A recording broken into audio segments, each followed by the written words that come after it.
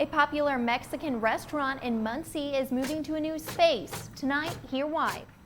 And the strike for GM workers continues. The United Auto Workers Union is still waiting for a deal to be reached. Hear from workers on strike. And cooler temperatures have arrived for this first day of fall. I'll tell you how long they'll last coming up. From the heart of Ball State University, live from the Unified Media Newsroom, NewsLink Indiana starts right now. Good evening, everyone. Thanks for being with us. I'm Luke Hellman. And I'm Marlee Thomas.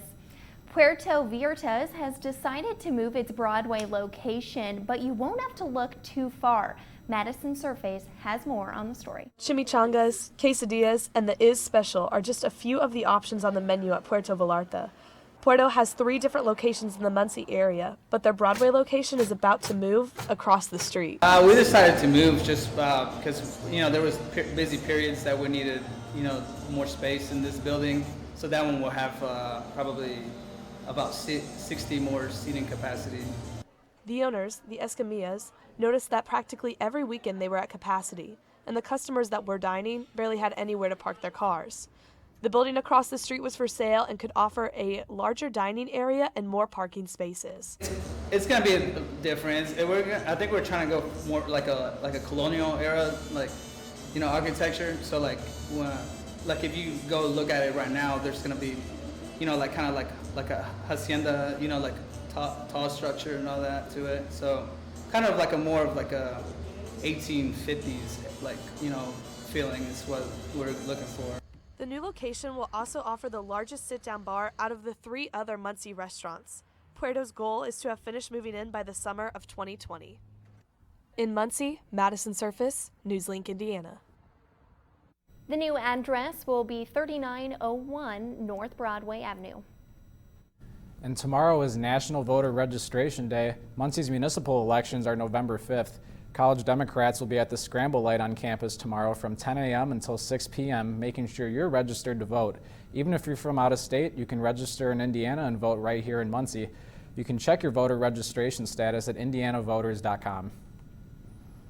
The Muncie Animal Shelter is asking for your help tonight as they are dealing with what they are calling overcrowding. NewsLink Indiana's Peyton Green was at the shelter today and has more on how they're handling with this problem. We're very, very full, so we really need adoptions if people are willing to come out and adopt a new cat or dog. Not a quiet moment at the Muncie Animal Shelter. So many dogs and cats, in fact 400 of them, and officials at the animal shelter say they are out of space. We're trying to set up cages wherever we can, just try and make room for them. Our dog kennels are full and we just really need the adoptions. And with a lack of space comes yet another predicament. The shelter says numerous animals are now battling health issues, which is not only taking a toll on these 4-legged friends, but also the staff. A lot of cats get really, really sick, and so it's caused a lot of medical bills, and we're only funded through the city, and so we only have a little bit to deal with all these animals that get sick, and we have to pay for them. While the shelter continues to look for answers, they want pet owners to prevent the problem before it's even able to begin. We wouldn't be having all these animals come in if people would be responsible pet owners and fix their animals so they wouldn't have 5 litters a year.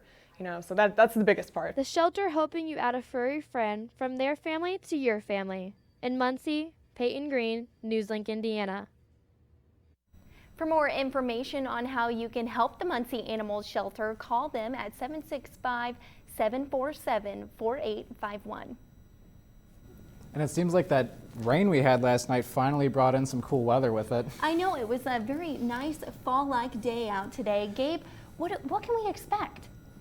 Yeah, Marlee and Luke, finally, after really 2 weeks of temperatures above 80 degrees and sometimes even 90 degrees, we hit just barely the 80-degree mark in Muncie, that cold front cooling us off.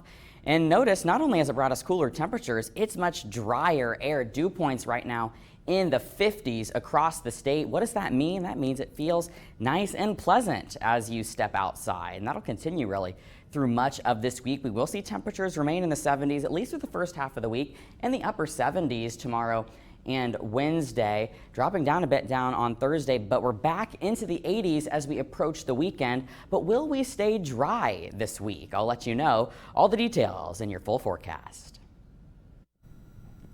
And it's been a week since General Motors' contract expired with the United Auto Workers Union. Members asked people to join them on picket lines for Solidarity Sunday. As Britt Soleil reports, the goal is to show support for the workers who've been striking around the clock. I don't know as far as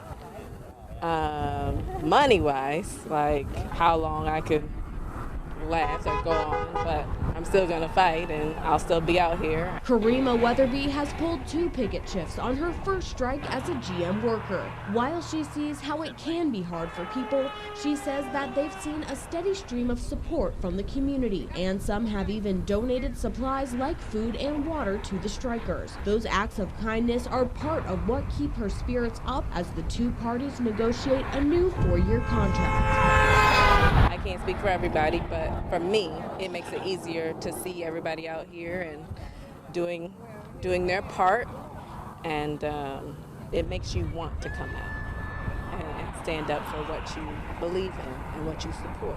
Some allies were more visible in their support of the cause. Angie Betcher does not work at GM, but said that regardless of profession, union workers stick together. I'm with the National Association of Letter Carriers. Part of being a union is solidarity, and so when this union is struggling, it's workers, and workers are workers. It doesn't matter what union you belong to, so showing solidarity is really important.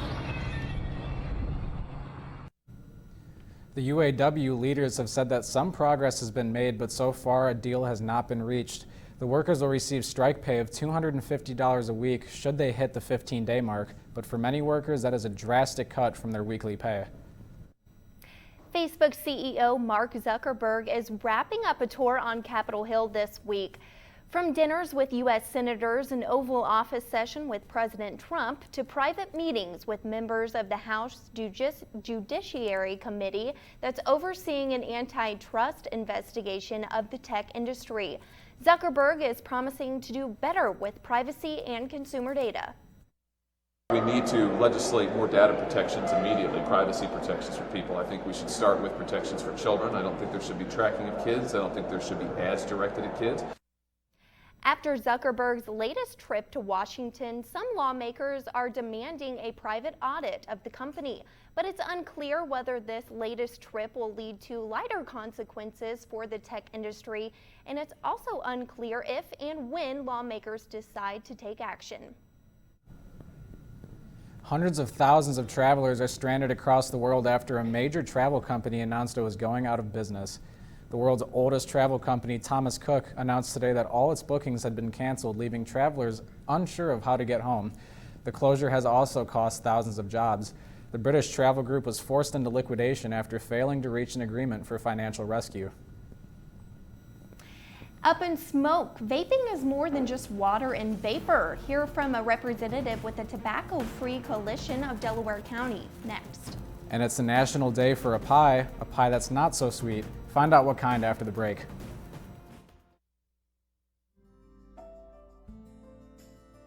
Riding the bus is an easy thing to do. Last year, we carried 60,000 riders from the Ball State area. 50,000 of those were students.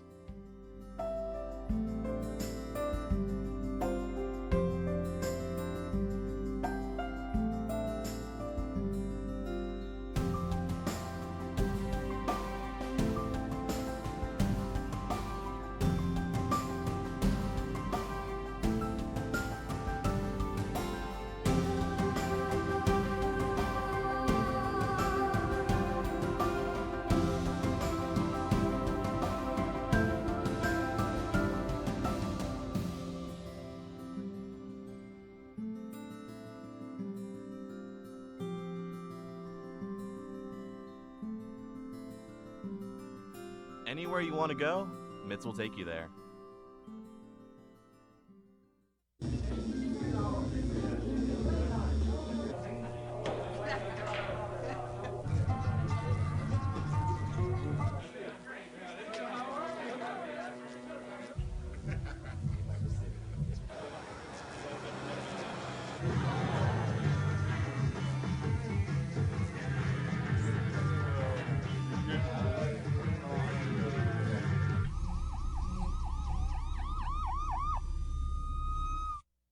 So, I just moved in with this family, and it's embarrassing.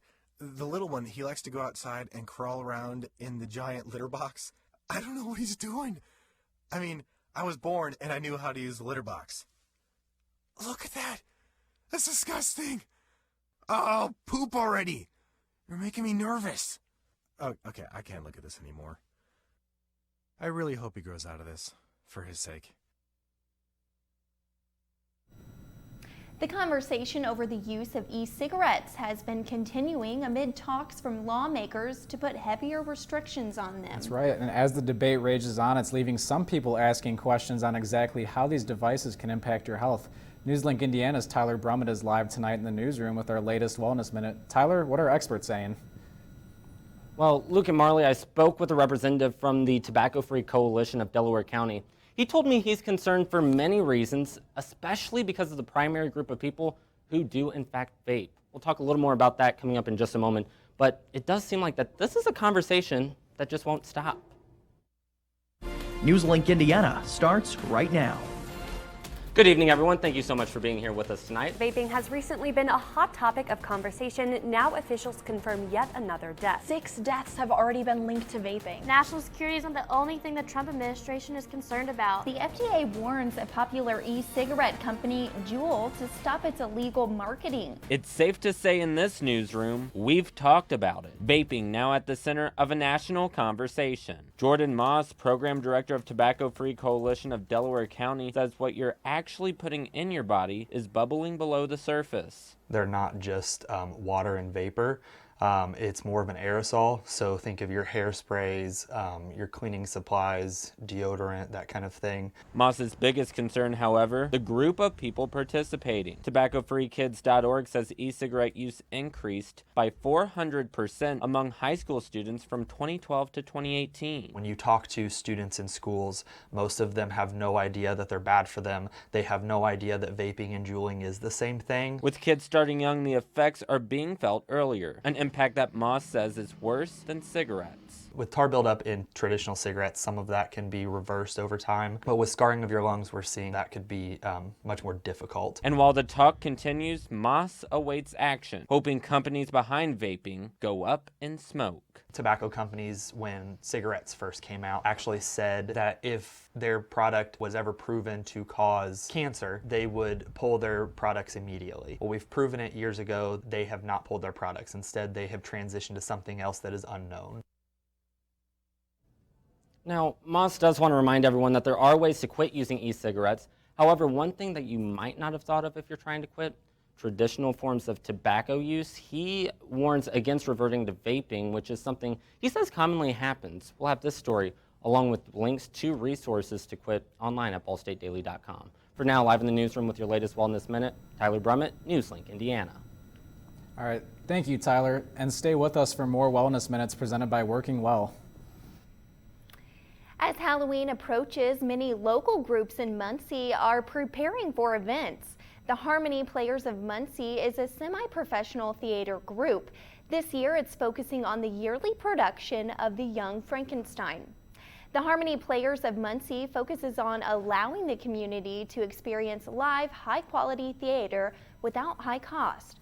The group is made up of the Ball State Theater and dance students, as well as many local high schoolers and adults that have theatrical experiences. Practices for the Harmony Players normally take place at different churches in Muncie, like the Friends Memorial Church. Their specific Young Frankenstein production is based off the 1974 comedy horror film. The founder and director of Harmony Players, Linda Rodden, says many members, like high schooler Wesley Rice Snow, are looking forward to bringing the show to life. I've really just had a great time bringing this really wacky and campy world to life. Mel Brooks is just such a crazy man, and it's really cool. The group's production of The Young Frankenstein will open October 31st at the Convention Center in downtown Muncie. And are you in the mood for some comfort food? Today's National Great American Pot Pie Day. Using the hashtag National Great American Pot Pie Day, you can post your pie to social media. Similar to meat pies, pot pies are distinctly American and first appeared in print in the U.S. in 1785. A typical pot pie contains ingredients such as chicken, beef, pork, pork, vegetables, and gravy. The first frozen pot pies were introduced by Swanson Foods in the 1950s. National Great American Pot Pie Day was created in 2002 by another frozen food maker. The Indiana Dunes National Park saw its highest number of visitors this summer. This comes after receiving national park status. The 15,000-acre park of giant sand dunes along the lake shore of Michigan became Indiana's first national park in February. The Chicago Tribune reports the park has already broken its all-time annual record for visitors. In the past 8 months, the Indiana Dunes Visitor Center has received over 130,000 visitors. And Gabe, are we going to see some weather that'll be conducive to maybe go there? Yeah, it's going to be great weather to step outside. Much cooler today. It'll continue to be cooler the rest of the week. I'll have the details on that and some possible rain in midweek coming up after the break. For those who serve today and those who served before them, for those whose sacrifice will never end. The Gary Sinise Foundation shows its gratitude through entertainment, outreach, and life-changing support. We can never give enough, but we can always give a little more. Find out how you can donate at GarySiniseFoundation.org.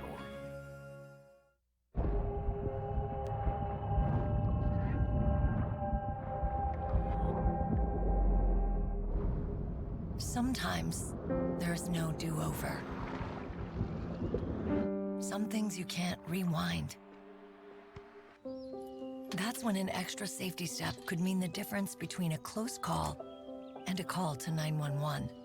Simple steps save lives. Learn more at poolsafely.gov. Action!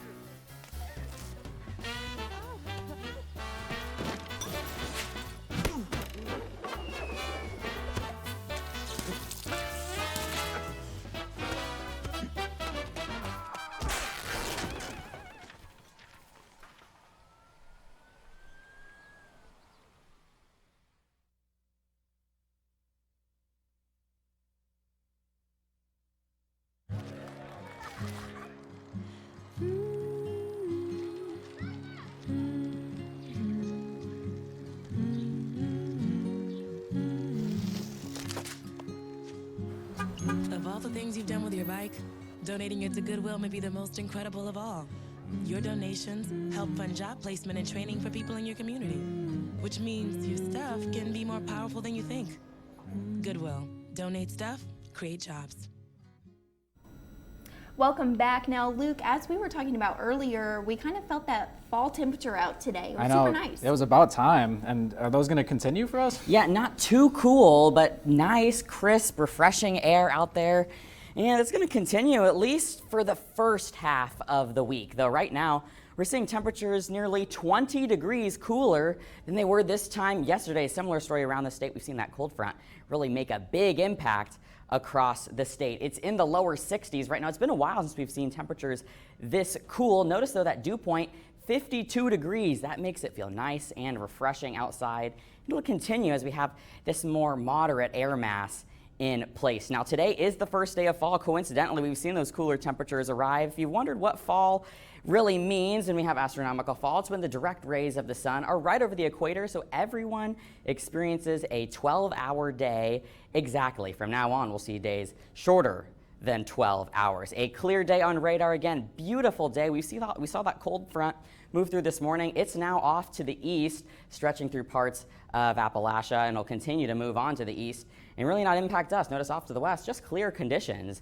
And those clear conditions will continue through the evening. Temperatures dropping down into the low 50s, mostly clear skies. That will be a nice night, though a bit chilly, so you may want to grab the sweatshirt or the lighter jacket with those westerly winds beginning to die down a bit as we move through the evening. Now, with falling temperatures and the moisture from the rain this morning and last night, we could see some patchy fog in a few locations tomorrow morning. But notice visibility is dropping in locations like Portland, especially as you're off to the north. It won't be widespread by any means. I don't think we'll see really any travel impacts either, but just something to keep in mind. We could see a few areas of patchy fog, and by later on in the morning, we'll really see that begin to burn off and not cause really any impacts at all for your travel day. 77 degrees for the high tomorrow, partly cloudy skies, an absolutely gorgeous day, just like today. That'll continue on with those winds out of the west at about 5 to 10 miles per hour. Now, when's our next chance of rain arrive? Sunny conditions continue tomorrow and really through Wednesday morning as well. It's not till the afternoon we start to see another front approach, bringing with it some rain showers. Those move in Wednesday afternoon and evening, bringing some scattered showers. There's still some uncertainty in the timing, whether this happens Wednesday night, Thursday morning, sometime in that range though. This front will move through, bringing some scattered showers. Neither day is going to be a washout by any means. However, the bigger story is the heat that will be on the return. Notice this, above average temperatures forecast in the 6 to 10 day range as we begin the month of October. It's very likely we will see those temperatures well above average, possibly even into record-breaking territory. That's all here on the MIT 7-day forecast. There's those rain chances for Wednesday. You'll notice temperatures sticking into the mid-70s through the weekend. By the weekend, we start to see those temperatures back up into the 80s. Some rain chances will stick around for the weekend, though. Those look to be pretty uncertain at the moment. We'll be watching that though closely. The big story for the weekend, though, will be a return to more summer-like temperatures. I was going to say, it looked like it was going to be like 88. Yes, we could break the record Monday if that trend continues. We'll have to stay tuned to the forecast on that. Yeah. Thank you, Gabe. Yeah. Thank you. All right, well, the women's volleyball team is back in action. Blake, what kind of information do you have for us? Well, we're looking to follow the women's volleyball team as they look to kind of build some momentum off of this weekend's success as they head towards Maction. We'll have that and more next in sports.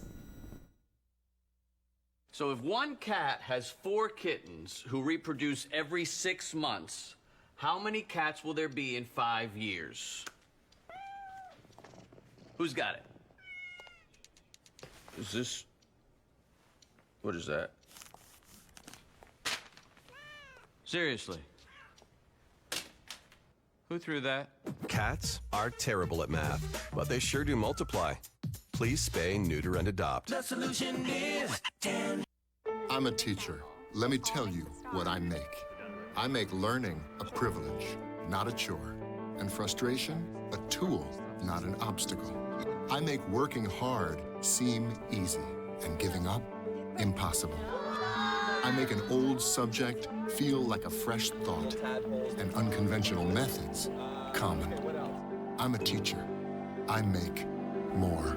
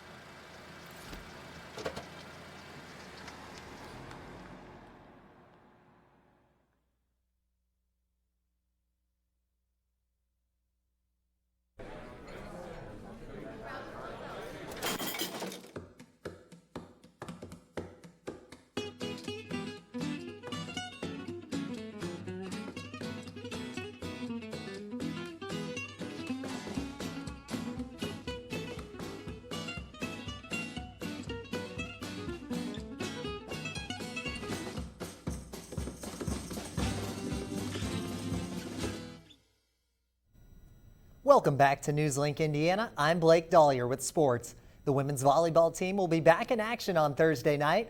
The Cardinals will travel to Ohio to take on the Toledo Rockets. The team is coming off a solid weekend where they went 2-1 in the 3 matches played. The Cardinals lost 3-2 to Wright State and defeated both Austin Peay and Missouri State 3-0. The team hopes to carry on the momentum as the Cardinals look to start conference playoff with a win against conference rival Toledo. While hoping to improve some chemistry, they seem confident in the team and eager to play on Thursday. Thought a lot with connecting with the hitters since we have 9 freshmen, so that was a lot of things that we've been doing. So over this past 3 weeks, you can notice that from the first game it was a little shaky, but this past weekend I thought it went really well connecting with the hitters. The Cardinals and Rockets will begin play at 7 o'clock Thursday evening in Toledo. Ball State is entering one of their 2 open weeks following their loss over NC State this weekend. Ball State football did not have as much success on Saturday, losing 34-23 to North Carolina State. Drew Plitt came in at third in the nation in passing and picked up right where he left off. He threw for over 300 yards for the third straight game. Despite the NC State turnovers, Ball State could not contain Matthew McKay in the final minutes. They'll look to reset and prepare for their next matchup after the bye week. That will take place Saturday, October 5th at Northern Illinois. And every Monday, NewsLink Indiana will highlight a new high school football matchup for you to enjoy. This week's matchup is the Westdale Warriors and the Monroe Central Golden Bears this upcoming Friday. However, this past Friday, the Blackford Bruins were challenged by the Alexandria Monroe Tigers in an action-packed clash. NewsLink Indiana's Amani Butts has the details.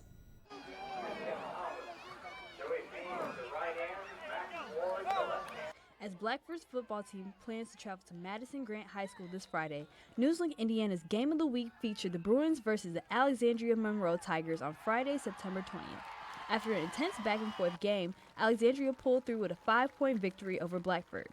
Blackford's head coach, Randy Seahigh, acknowledged the mistakes made during the game and tried to highlight the positives. It was probably that fourth down play that we didn't pick up. And you know, I have so much confidence in our offense that we can pick up a 4th and 3, and so we went for it, and they stopped us and went down and scored and went up 2 scores on us, and that was probably the biggest play right there. I felt like our defense was on the field a lot. I feel when our offense was on the field, we scored fairly quickly, and our defense just played a lot, and we just wore down a little bit at the end. Isaac Justice led the team in defensive tackles along with being second in rushing and receiving yards. I really never go off the field, honestly. I feel like I bring the energy and to the game and all the players. Isaac's kind of our do-it-all guy. You know, I hate to talk too much about him because he's already got a big enough head. You know, we expect a lot of him, and he pulls through most of the time. He made a big catch down here for us on our last touchdown play, and you know, he's just a special athlete for us. In Hartford City, Imani Butts, NewsLink, Indiana. The Westdale versus Monroe Central game will be hosted at Monroe Central High School. Kickoff starts at 7 p.m. NewsLink Indiana will also highlight the Delta versus Newcastle game at Delta High School. Kickoff for that game is set for 7:30. All right, thank you, Blake. And after a close game of the week last week, we're sure to see some exciting action again this week in Delaware County. Samsung is releasing a new smartphone that goes on sale Friday. Find out why it'll leave tech enthusiasts bending over backwards to get one. Next in Trending.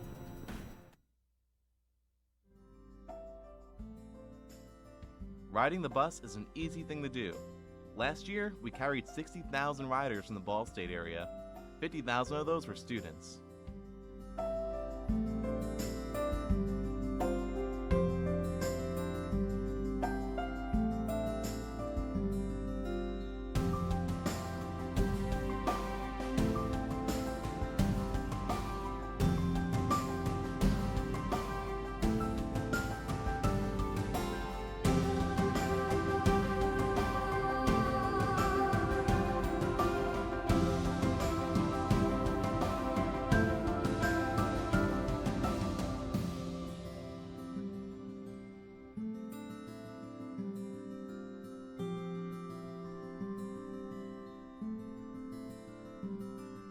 Anywhere you want to go, Mitts will take you there.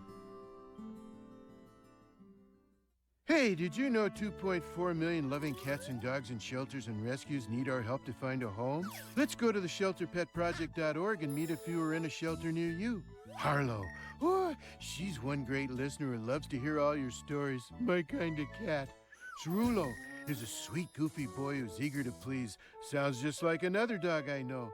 So go to theshelterpetproject.org, search your local shelters and rescues, and go for a cuddle with your next best friend. Adopt. Welcome back. Time now to take a look at what's trending. Joining us now is NewsLink Indiana's Liz Shevchuk. What do you have for us?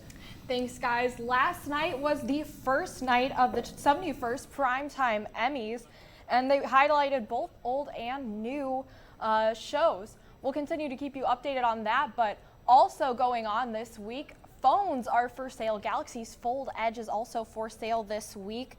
It's a 4.6-inch phone that opens up to a 7.6-inch tablet. Very cool stuff right there, guys. Alrighty, thank you, Liz, and we will see you tomorrow night. That is all for tonight. Have a great night.